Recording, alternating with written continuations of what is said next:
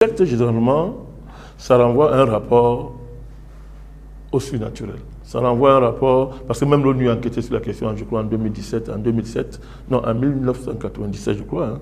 Mettez-moi, je regarde un peu ici.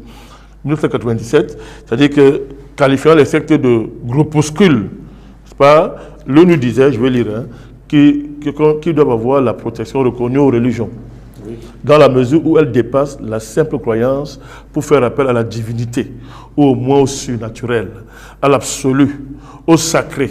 Elles entrent dans la sphère du religieux. Ça, c'est l'ONU qui dit ça, dans un immense travail qu'elle a commandité. Vous voyez que la secte ici est reliée, n'est-ce pas, au surnaturel, à Dieu, au sacré, à la religiosité, d'une manière ou d'une autre. C'est comme ça qu'on essaie de réduire la secte. À partir de ce moment, on a tendance à qualifier de secte un détachement de fidèles, n'est-ce pas, d'une grande religion. Ils se détachent d'une grande religion pour aller créer un groupe. Les fondamentaux de ce qui les réunit ne diffèrent pas totalement de leur ancienne appartenance. Mais ils se détachent soit pour avoir une pratique plus radicale, plus fondamentaliste de leur foi, soit pour assimiler des réformes, n'est-ce pas,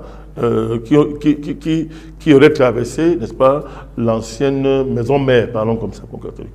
Donc, si on prend le rapport, par exemple, si on prend pour catholique, il y a beaucoup de sectes que le Vatican regarde avec mépris, et ce sont des sectes.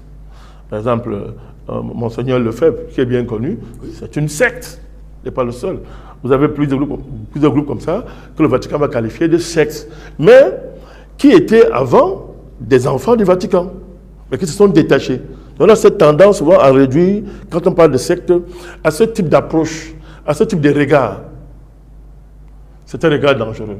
C'est un regard qui ne renseigne pas fondamentalement sur l'idée de la secte.